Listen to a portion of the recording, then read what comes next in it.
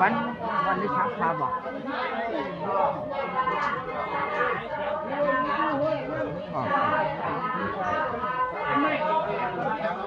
เขาก็จืดเนาะแต่มันนักตามเขาเลย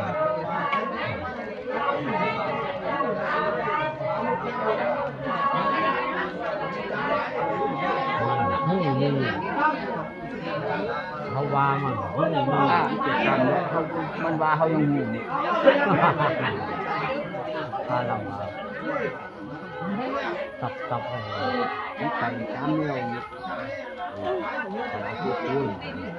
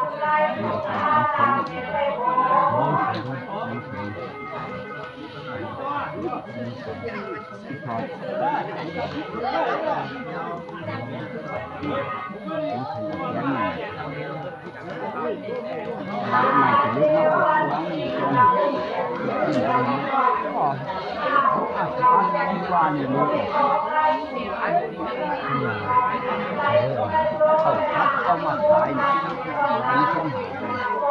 เขาขี่หมดเลยเขาว่าปลาเรามีของหูในท้องจะเป็นหูคนขายที่ปลาว่ะ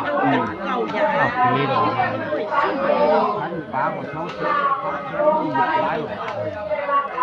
เราหมาก็มีแค่เพียงมันที่เห็นมันที่มีแรง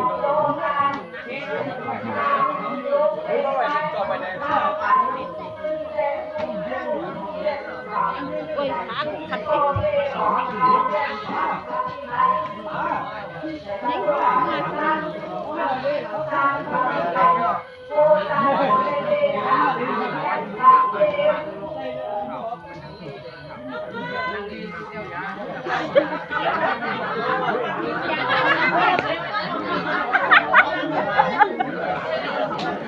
านเขาหวานเขา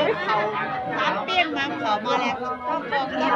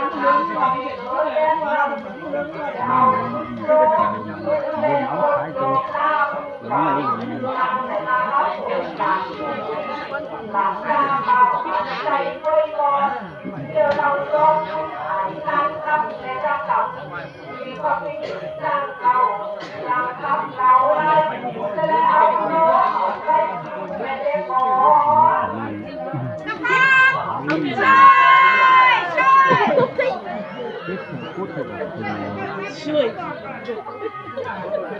ให้ผมช่วยดิค่ะ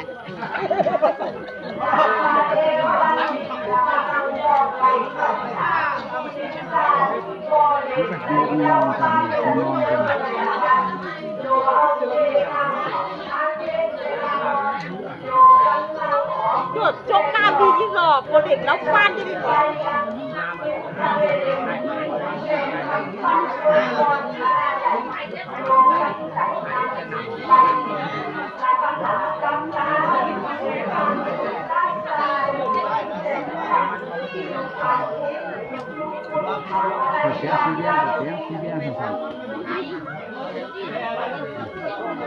Bé đi mua thì đây tôi thằng đó còn có gì này có gì hàng năm hàng xếp ông đây là mảng lớn luôn